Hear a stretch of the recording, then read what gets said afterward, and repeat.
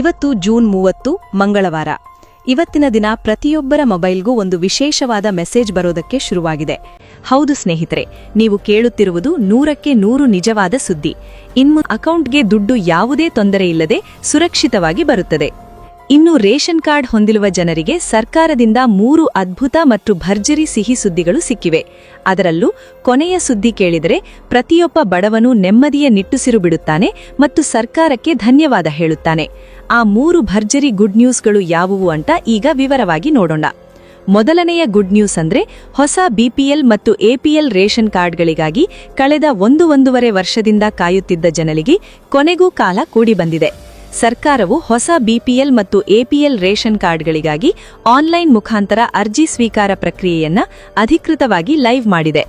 ಯಾರೆಲ್ಲ ಹೊಸದಾಗಿ ಮದುವೆಯಾಗಿ ಹೊಸ ಸಂಸಾರ ಹೂಡಿದ್ದೀರೋ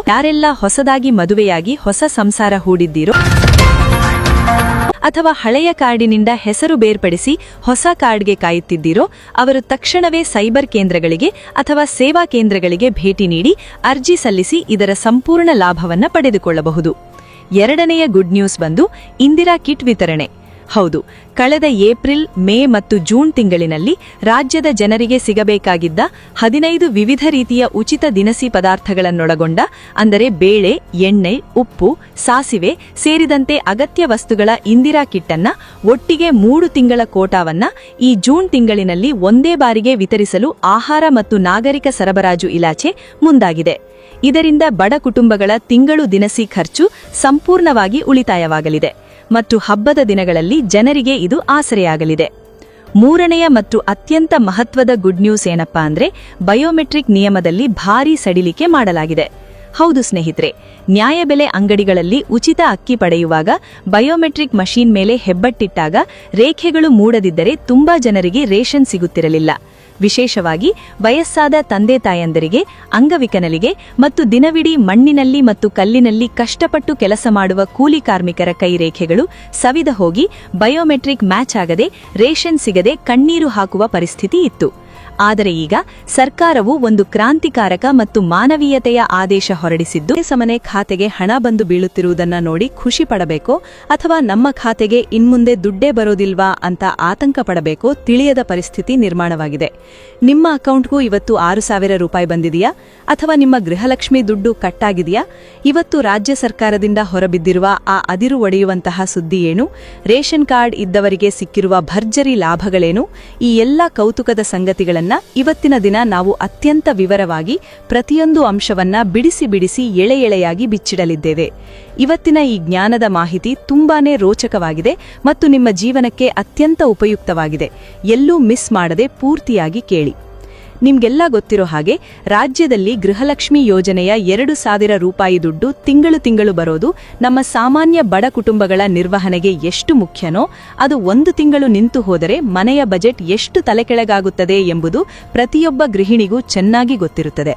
ಆದರೆ ಇವತ್ತು ಸರ್ಕಾರ ಮಾಡಿರುವ ಒಂದು ದೊಡ್ಡ ಧಮಾಕ ಏನಪ್ಪಾ ಅಂದ್ರೆ ಕಳೆದ ಕೆಲವು ತಿಂಗಳುಗಳಿಂದ ತಾಂತ್ರಿಕ ಕಾರಣಗಳಿಂದ ಮತ್ತು ವಿವಿಧ ಇಲಾಖೆಗಳ ಮಂಜೂರಾತಿ ಪ್ರಕ್ರಿಯೆಗಳಿಂದ ನೆನೆಗುದಿಗೆ ಬಿದ್ದಿದ್ದ ಗೃಹಲಕ್ಷ್ಮಿ ಯೋಜನೆಯ ಬಾಕಿ ಹಣವನ್ನ ಒಟ್ಟಿಗೆ ರಿಲೀಸ್ ಮಾಡುವುದಕ್ಕೆ ಸರ್ಕಾರ ಕೊನೆಗೂ ಗ್ರೀನ್ ಸಿಗ್ನಲ್ ಕೊಟ್ಟಿದೆ. ಹೌದು ವೀಕ್ಷಕರೇ, ಏಪ್ರಿಲ್ ತಿಂಗಳ 30ನೇ ಕಂತು, ಮೇ ತಿಂಗಳ 31ನೇ ಕಂತು ಮತ್ತು ಜೂನ್ ತಿಂಗಳ 32ನೇ ಕಂತು ಸೇರಿದಂತೆ ಒಟ್ಟು 3 ತಿಂಗಳ ದುಡ್ಡನ್ನ ಸರ್ಕಾರ ಒಟ್ಟಿಗೆ ನಿಮ್ಮ ಅಕೌಂಟ್ಗಳಿಗೆ ಜಮಾ ಮಾಡುತ್ತಿದೆ. ಅಂದರೆ ಒಟ್ಟು 6,000 ರೂಪಾಯಿ ಹಣ ಇವತ್ತು ಮಧ್ಯಾಹ್ನದಿಂದಲೇ ಜನರ ಬ್ಯಾಂಕ್ ಖಾತೆಗಳಿಗೆ ನೇರ ನಗದು ವರ್ಗಾವಣೆ ಅಥವಾ ಡಿಬಿಟಿ ಮುಖಾಂತರ ಬಂದು ಬೀಳುತ್ತಿರುವುದು ನಿಜಕ್ಕೂ ಗ್ರಾಮೀಣ ಭಾಗದಲ್ಲಿ ಒಂದು ದೊಡ್ಡ ಹಬ್ಬದ ವಾತಾವರಣ ಸೃಷ್ಟಿ ಮಾಡಿದೆ. ಜನರು ಬ್ಯಾಂಕ್ಗಳ ಮುಂದೆ ಹಾಗೂ ಎಟಿಎಂ ಕೇಂದ್ರಗಳ ಮುಂದೆ ಸಾಲಾಗಿ ನಿಂತು ಹಣ ಬಂದಿರುವುದನ್ನ ಖಾತರಿಪಡಿಸಿಕೊಳ್ಳುತ್ತಿದ್ದಾರೆ. ಈ ಭರ್ಜರಿ 6,000 ರೂಪಾಯಿ ಹಣ ರಾಜ್ಯದ ಮೂಲೆ ಮೂಲೆಗೂ ತಲುಪುತ್ತಿದ್ದು ಒಟ್ಟು 23 ಜಿಲ್ಲೆಗಳಿಗೆ ಈ ಹಣದ ಹರಿವು ಹರಿದು ಬರುತ್ತಿದೆ. ಬಾಗಲಕೋಟೆಯ ಗಂಡುಗಲಿಗಳಿಂದ ಹಿಡಿದು ಕೃಷ್ಣಾ ನದಿಯ ತಟದ ಜನರಿಂದ ಹಿಡಿದು ಸಿಲಿಕಾನ್ ಸಿಟಿ ಬೆಂಗಳೂರು ನಗರದ ಗಲ್ಲಿಗಳು, ಬೆಂಗಳೂರು ಗ್ರಾಮಾಂತರದ ಹಳ್ಳಿಗಳು, ಗಡಿ ಜಿಲ್ಲೆ ಹಾಗೂ ಕುಂದಾನಗರಿ ಬೆಳಗಾವಿ, ಗಂಡುಗಲಿಗಳ ನಾಡು ಬೆಳ್ಳಾರಿ, ಬೀದರ್, ವಿಜಯನಗರದ ಐತಿಹಾಸಿಕ ಭೂಮಿ, ಚಾಮರಾಜನಗರ, ಚಿಕ್ಕಬಳ್ಳಾಪುರ, ಮಲೆನಾಡಿನ ಹಸಿರು ಸೊಬಗಿನ ಚಿಕ್ಕಮಗಳೂರು, ಕೋಟೆಯ ನಾಡು ಚಿತ್ರದುರ್ಗ, ಕರಾವಳಿಯ ಸೌಂದರ್ಯದ ದಕ್ಷಿಣ ಕನ್ನಡ, ಬೆಣ್ಣೆನಗರಿ ದಾವಣಗೆರೆ, ವಿದ್ಯಾಕಾಶಿ ಧಾರವಾಡ, ಗದಗ, ಸೂಫಿ ಸಂತರನಾಡು ಕಲಬುರ್ಗಿ, ಹಾಸನ, ಹಾವೇರಿ, ಕಾಫಿ ನಾಡು ಕೊಡಗು, ಚಿನ್ನದ ನಗರಿ ಕೋಲಾರ, ಕೊಪ್ಪಳ, ಸಕ್ಕರೆ ನಾಡು ಮಂಡ್ಯ, ಸಾಂಸ್ಕೃತಿಕ ನಗರಿ ಮೈಸೂರು, ರಾಯಚೂರು, ರಾಮನಗರ, ಮಲೆನಾಡಿನ ಹೆಬ್ಬಾಗಿಲು ಶಿವಮೊಗ್ಗ, ಕಲ್ಪತರುನಾಡು ತುಮಕೂರು, ಉಡುಪಿ, ಉತ್ತರ ಕನ್ನಡ ಮತ್ತು ಯಾದಗಿರಿ ಜಿಲ್ಲೆಗಳ ಲಕ್ಷಾಂತರ ತಾಯಂದರ ಅಕೌಂಟ್ಗಳಿಗೆ ಈ ದುಡ್ಡು ಆರ್ಟಿಜಿಎಸ್ ಮತ್ತು ನೆಫ್ಟ್ ತಂತ್ರಜ್ಞಾನದ ಮೂಲಕ ನೇರವಾಗಿ ವರ್ಗಾವಣೆಯಾಗುತ್ತಿದೆ.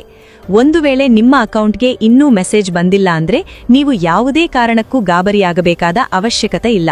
ಯಾಕೆಂದ್ರೆ ಬ್ಯಾಂಕಿಂಗ್ ಸರ್ವರ್ಗಳ ಸಾಮರ್ಥ್ಯಕ್ಕೆ ಅನುಗುಣವಾಗಿ ಹಂತಹಂತವಾಗಿ ಇವತ್ತು ರಾತ್ರಿಯ ಒಳಗಾಗಿ ಅಥವಾ ನಾಳೆ ಮುಂಜಾನೆಯ ಒಳಗಾಗಿ ಎಲ್ಲರ ಖಾತೆಗೂ ಹಣ ತಲುಪಲಿದೆ. ಆದ್ರೆ ಸ್ನೇಹಿತರೆ, ಇಲ್ಲಿಗೆ ಈ ಕಥೆ ಮುಗಿಯುವುದಿಲ್ಲ. ಈ ಸಿಹಿ ಸುದ್ದಿಯ ಬೆನ್ನಲ್ಲೇ ಒಂದು ದೊಡ್ಡ ಕಹಿ ಸುದ್ದಿಯೂ ಅಡಗಿದೆ. ರಾಜ್ಯದಲ್ಲಿರುವ ಸುಮಾರು 5 ಲಕ್ಷಕ್ಕೂ ಹೆಚ್ಚು ಮಹಿಳೆಯರ ಗೃಹಲಕ್ಷ್ಮಿ ದುಡ್ಡಿಗೆ ಈಗ ಕತ್ತರಿ ಬೀಳುವ ಕಾಲ ಹತ್ತಿರ ಬಂದಿದೆ. ಸರ್ಕಾರ ನಡೆಸಿದ ಅತ್ಯಂತ ರಹಸ್ಯ ಹಾಗೂ ಆಂತರಿಕ ಸರ್ವೆಯಲ್ಲಿ ಒಂದು ಶಾಕಿಂಗ್ ಸತ್ಯ ಹೊರಬಂದಿದೆ. ಅದೇನೆಂದ್ರೆ, ರಾಜ್ಯದಲ್ಲಿ ಗೃಹಲಕ್ಷ್ಮಿ ದುಡ್ಡು ಪಡೆಯುತ್ತಿದ್ದವರಲ್ಲಿ ಸುಮಾರು 2 ರಿಂದ 3 ಲಕ್ಷಕ್ಕೂ ಹೆಚ್ಚು ಮಹಿಳೆಯರು ಈಗಾಗಲೇ ವಿವಿಧ ಕಾರಣಗಳಿಂದ ಮರಣ ಹೊಂದಿದ್ದಾರೆ. ಆದರೆ ದುರಂತ ಹಾಗೂ ಆಶ್ಚರ್ಯಕರ ಸಂಗತಿ ಏನಂದ್ರೆ, ಅವರು ತೀರಿ ಹೋಗಿದ್ರೂ ಅವರ ಬ್ಯಾಂಕ್ ಖಾತೆಗಳು ಇನ್ನೂ ಚಾಲ್ತಿಯಲ್ಲಿದೆ. ಆದ್ದರಿಂದ ಅವರ ಹೆಸರಿನಲ್ಲಿ ಇನ್ನೂ ಕೂಡ ಪ್ರತಿ ತಿಂಗಳು ಸರ್ಕಾರದಿಂದ 2,000 ರೂಪಾಯಿ ಹಣ ಜಮಾವಾಗುತ್ತಲೇ ಇದೆ ಮತ್ತು ಅದನ್ನ ಯಾರೋ ಬಳಸಿಕೊಳ್ಳುತ್ತಿದ್ದಾರೆ. ಇದನ್ನ ಅತ್ಯಂತ ಗಂಭೀರವಾಗಿ ಆರ್ಥಿಕ ಇಲಾಖೆ ಮತ್ತು ಮಹಿಳಾ ಮತ್ತು ಮಕ್ಕಳ ಕಲ್ಯಾಣ ಇಲಾಖೆ ಇಂತಹ ಅನರ್ಹರನ್ನ ಮತ್ತು ಮರಣ ಹೊಂದಿದವರನ್ನ ಪಟ್ಟಿಯಿಂದ ಶಾಶ್ವತವಾಗಿ ಕಿತ್ತೊಡಗಲು ಒಂದು ದೊಡ್ಡ ಬ್ರಹ್ಮಾಸ್ತ್ರವನ್ನ ಸಿದ್ಧಪಡಿಸಿದೆ. ಅದೇನಪ್ಪಾ ಅಂದ್ರೆ, ಗೃಹಲಕ್ಷ್ಮಿ ಯೋಜನೆಗೆ ಮರು ಅರ್ಜಿ ಸಲ್ಲಿಕೆ ಪ್ರಕ್ರಿಯೆ. ಹೌದು ಸ್ನೇಹಿತರೆ, ನೀವು ಕೇಳುತ್ತಿರುವುದು 100ಕ್ಕೆ 100 ನಿಜವಾದ ಸುದ್ದಿ. ಇನ್ಮುಂದೆ ನೀವು ಪ್ರತಿ ತಿಂಗಳು ಯಾವುದೇ ಅಡೆತಡೆ ಇಲ್ಲದೆ, ಯಾವುದೇ ಟೆನ್ಷನ್ ಇಲ್ಲದೆ 2,000 ರೂಪಾಯಿ ಪಡಿಬೇಕು ಅಂದ್ರೆ ಈ ಬರುವ ಜುಲೈ ತಿಂಗಳ ಮೊದಲ ವಾರದ ಒಳಗಾಗಿ ಮತ್ತೊಮ್ಮೆ ಗೃಹಲಕ್ಷ್ಮಿ ಯೋಜನೆಗೆ ಹೊಸದಾಗಿ ನಿಮ್ಮ ದಾಖಲೆಗಳನ್ನ ಸಲ್ಲಿಸಿ ಅರ್ಜಿಯನ್ನ ಅಪ್ಡೇಟ್ ಮಾಡಬೇಕಾಗುತ್ತದೆ. ಇದಕ್ಕಾಗಿ ನೀವು ನಿಮ್ಮ ಊರಿನ ಹತ್ತಿರ ಇರುವ ಅಥವಾ ನಿಮ್ಮ ಗ್ರಾಮ ಪಂಚಾಯಿತಿ ವ್ಯಾಪ್ತಿಯಲ್ಲಿ ಬರುವ ಗ್ರಾಮ 1, ಕರ್ನಾಟಕ 1 ಅಥವಾ ಬೆಂಗಳೂರು 1 ಕೇಂದ್ರಗಳಿಗೆ ನಿಮ್ಮ ಅಸಲಿ ಆಧಾರ್ ಕಾರ್ಡ್ ಮತ್ತು ಚಾಲ್ತಿಯಲ್ಲಿರುವ ರೇಷನ್ ಕಾರ್ಡ್ ತಗೊಂಡು ಹೋಗಿ ರೀಅಪ್ಲೈ ಮಾಡಬೇಕು. ಹೀಗೆ ಡಿಜಿಟಲ್ ಹೆಬ್ಬತ್ತಿನ ಮೂಲಕ ಮರು ಅರ್ಜಿ ಸಲ್ಲಿಸಿದಾಗ ಮಾತ್ರ ನೀವು ಜೀವಂತವಾಗಿದ್ದೀರಾ ಮತ್ತು ನೀವೇ ಈ ಯೋಜನೆಯ ನೈಜ ಫಲಾನುಭವಿ ಎಂಬುದು ಸರ್ಕಾರದ ಕಂಪ್ಯೂಟರ್ ವ್ಯವಸ್ಥೆಗೆ ಕನ್ಫರ್ಮ್ ಆಗುತ್ತದೆ. ಯಾರೆಲ್ಲ ಜುಲೈ ಮೊದಲ ವಾರದೊಳಗೆ ಈ ಮರು ಅರ್ಜಿಯನ್ನ ಸಲ್ಲಿಸುವುದಿಲ್ಲವೋ ಅಂತಹವರ ಹೆಸರನ್ನ ಗೃಹಲಕ್ಷ್ಮಿ ಲಿಸ್ಟಿನಿಂದ ಪರ್ಮನೆಂಟ್ ಆಗಿ ಡಿಲೀಟ್ ಮಾಡಲಾಗುತ್ತದೆ ಮತ್ತು ಆ ಅಕೌಂಟ್ಗಳನ್ನ ಬ್ಲಾಕ್ ಮಾಡಲಾಗುತ್ತದೆ. ಇಷ್ಟೇ ಅಲ್ಲದೆ ಇನ್ಮುಂದೆ ಪ್ರತಿ ವರ್ಷದ ಕೊನೆಯಲ್ಲಿ ಅಂದರೆ ಮಾರ್ಚ್ ತಿಂಗಳ ಒಳಗಾಗಿ ಪ್ರತಿಯೊಬ್ಬ ಮಹಿಳೆಯೂ ತಾವು ಜೀವಂತವಾಗಿದ್ದೇವೆ ಎಂದು ತೋರಿಸುವ ಲೈಫ್ ಸರ್ಟಿಫಿಕೇಟ್ ಅಥವಾ ಜೀವಿತ ಪ್ರಮಾಣಪತ್ರ ನೀಡುವುದನ್ನ ಸರ್ಕಾರ ಕಾನೂನುಬದ್ಧವಾಗಿ ಕಡ್ಡಾಯ ಮಾಡಲು ಯೋಚಿಸುತ್ತಿದೆ. ಈಗಾಗಲೇ ಜೂನ್ ತಿಂಗಳಿಂದಲೇ ಅಧಿಕಾರಿಗಳ ವಿಶೇಷ ತಂಡಗಳು ಹಳ್ಳಿಗಳಲ್ಲಿ ಮನೆಗೆ ಬಂದು ದಾಖಲೆಗಳ ಭೌತಿಕ ವೆರಿಫಿಕೇಷನ್ ಕೂಡ ಮಾಡುತ್ತಿದ್ದಾರೆ. ಬರೀ ಮರು ಅರ್ಜಿ ಅಷ್ಟೇ ಅಲ್ಲ, ಹಣಕಾಸು ಇಲಾಖೆ ಇನ್ಮುಂದೆ ಗೃಹಲಕ್ಷ್ಮಿ ದುಡ್ಡು ಖಾತೆಗೆ ಬರಬೇಕಾದ್ರೆ 5 ಕಠಿಣ ಮತ್ತು ಪ್ರಮುಖ ನಿಯಮಗಳನ್ನು ಜಾರಿಗೆ ತಂದಿದೆ. ಅವುಗಳನ್ನ ನೀವು ಸರಿಯಾಗಿ ಅರ್ಥ ಮಾಡಿಕೊಂಡು ಫಾಲೋ ಮಾಡದಿದ್ರೆ ನಿಮ್ಮ ದುಡ್ಡು ಬರೋದೇ ಇಲ್ಲ. ಆ ನಿಯಮಗಳು ಯಾವುವು ಅಂತ ಪ್ರತಿಯೊಬ್ಬ ಜವಾಬ್ದಾರಿಯುತ ನಾಗರಿಕರು ತಿಳಿದುಕೊಳ್ಳಲೇಬೇಕು. ಮೊದಲನೆಯ ಪ್ರಮುಖ ನಿಯಮ ಅಂದ್ರೆ ನಿಮ್ಮ ರೇಷನ್ ಕಾರ್ಡ್ ಇ-ಕೆವೈಸಿ ಪ್ರಕ್ರಿಯೆ. ನಿಮ್ಮ ರೇಷನ್ ಕಾರ್ಡ್ನಲ್ಲಿರುವ ಪ್ರತಿಯೊಬ್ಬ ಸದಸ್ಯರ ಆಧಾರ್ ಕಾರ್ಡ್ ಅನ್ನ ರೇಷನ್ ಕಾರ್ಡ್ಗೆ ಕಡ್ಡಾಯವಾಗಿ ಲಿಂಕ್ ಮಾಡಿಸಿ ಬಯೋಮೆಟ್ರಿಕ್ ಅಪ್ಡೇಟ್ ಮಾಡಿಸಿರಬೇಕು. ಹಳ್ಳಿಗಳಲ್ಲಿ ಬಹಳಷ್ಟು ಜನ ಇನ್ನೂ ಕೂಡ ಹೆಬ್ಬಟ್ಟು ಒತ್ತದೆ ಇ-ಕೆವೈಸಿ ಮಾಡಿಸದೆ ಬಾಕಿ ಉಳಿಸಿಕೊಂಡಿದ್ದಾರೆ. ಅಂತಹವರ ಗೃಹಲಕ್ಷ್ಮಿ ಹಣವನ್ನ ಸರ್ಕಾರ ಮುಂದಿನ ದಿನಗಳಲ್ಲಿ ಸಂಪೂರ್ಣವಾಗಿ ನಿಲ್ಲಿಸಲಿದೆ.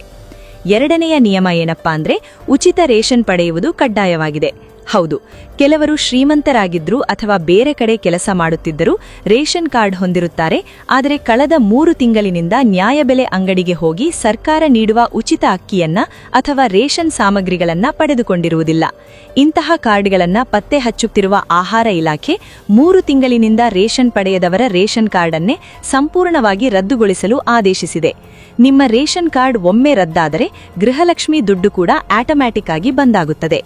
ಮೂರನೆಯ ನಿಯಮ ಆಧಾರ್ ಕಾರ್ಡ್ ಅಪ್ಡೇಟ್ ಬಗ್ಗೆ ಇದೆ. ನೀವು ನಿಮ್ಮ ಆಧಾರ್ ಕಾರ್ಡ್ ಮಾಡಿಸಿ ಕಳೆದ 15 ವರ್ಷಗಳಾಗಿದ್ದು, ಇಷ್ಟು ದೀರ್ಘ ವರ್ಷಗಳಲ್ಲಿ ಒಮ್ಮೆಯೂ ಯಾವುದೇ ರೀತಿಯ ವಿಳಾಸ ತಿದ್ದುಪಡಿ, ಹೆಸರು ತಿದ್ದುಪಡಿ ಅಥವಾ ಬಯೋಮೆಟ್ರಿಕ್ ಅಪ್ಡೇಟ್ ಮಾಡಿಸದೇ ಇದ್ದರೆ ತಕ್ಷಣವೇ ನಿಮ್ಮ ಹತ್ತಿರದ ಆಧಾರ್ ಕೇಂದ್ರಕ್ಕೆ ಹೋಗಿ ಅಪ್ಡೇಟ್ ಮಾಡಿಸಿಕೊಳ್ಳಿ. ಹಳೆಯ ಆಧಾರ್ ಕಾರ್ಡ್ ಹೊಂದಿದವರ ಖಾತೆಗಳಿಗೆ ಹಣ ವರ್ಗಾವಣೆ ಮಾಡುವಾಗ ಸಾಫ್ಟ್ವೇರ್ನಲ್ಲಿ ತಾಂತ್ರಿಕ ತೊಂದರೆಯಾಗುತ್ತಿದೆ ಎಂದು ಸರ್ಕಾರ ಸ್ಪಷ್ಟಪಡಿಸಿದೆ. 4ನೆಯ ಪ್ರಮುಖ ನಿಯಮ ಅಂದ್ರೆ ಕುಟುಂಬದ ವಾರ್ಷಿಕ ಆದಾಯದ ಮಿತಿ. ಗೃಹಲಕ್ಷ್ಮಿ ಯೋಜನೆಯು ಕೇವಲ ಬಡ ಮತ್ತು ಮಧ್ಯಮ ವರ್ಗದವರಿಗಾಗಿ ಜಾರಿಗೆ ತಂದಿರುವ ಯೋಜನೆಯಾಗಿರುವುದರಿಂದ ಲಾಭ ಪಡೆಯುವ ಕುಟುಂಬದ ಒಟ್ಟು ವಾರ್ಷಿಕ ಆದಾಯವು ಯಾವುದೇ ಮೂಲದಿಂದ ಬಂದರೂ 7 ಲಕ್ಷ ರೂಪಾಯಿಗಳಿಗಿಂತ ಕಡಿಮೆ ಇರಬೇಕು. ಒಂದು ವೇಳೆ ನಿಮ್ಮ ಆದಾಯವು 7 ಲಕ್ಷದ ಮಿತಿಯನ್ನ ಮೀರಿದ್ದರೆ ಅಥವಾ ನೀವು ಐಟಿ ರಿಟರ್ನ್ಸ್ ಸಲ್ಲಿಸುತ್ತಿದ್ದರೆ ನಿಮಗೆ ಈ ಯೋಜನೆಯ ಲಾಭ ಸಿಗುವುದಿಲ್ಲ. 5ನೆಯ ಕೊನೆಯ ನಿಯಮ ಸರ್ಕಾರಿ ನೌಕರಿ ಮತ್ತು ಟ್ಯಾಕ್ಸ್ ಪಾವತಿ. ಗೃಹಲಕ್ಷ್ಮಿ ಯೋಜನೆಯ ಫಲಾನುಭವಿ ಮಹಿಳೆಯಾಗಲಿ ಅಥವಾ ಅವರ ಪತಿಯಾಗಲಿ ಯಾವುದೇ ಸರ್ಕಾರಿ ಕೆಲಸದಲ್ಲಿರಬಾರದು, ಅರೆ ಸರ್ಕಾರಿ ಸಂಸ್ಥೆಗಳಲ್ಲಿರಬಾರದು ಮತ್ತು ಅವರು ಇನ್ಕಮ್ ಟ್ಯಾಕ್ಸ್ ಪಾವತಿದಾರರಾಗಬಾರದು. ಇಂತಹ ಕುಟುಂಬಗಳನ್ನು ಯೋಜನೆಯಿಂದ ಸಂಪೂರ್ಣವಾಗಿ ಹೊರಗಿಡಲಾಗುತ್ತದೆ. ಈ 5 ನಿಯಮಗಳನ್ನು ನೀವು ಸರಿಯಾಗಿ ಪಾಲಿಸಿದರೆ ನಿಮ್ಮ ಅಕೌಂಟ್ಗೆ ದುಡ್ಡು ಯಾವುದೇ ತೊಂದರೆಯಿಲ್ಲದೆ ಸುರಕ್ಷಿತವಾಗಿ ಬರುತ್ತದೆ.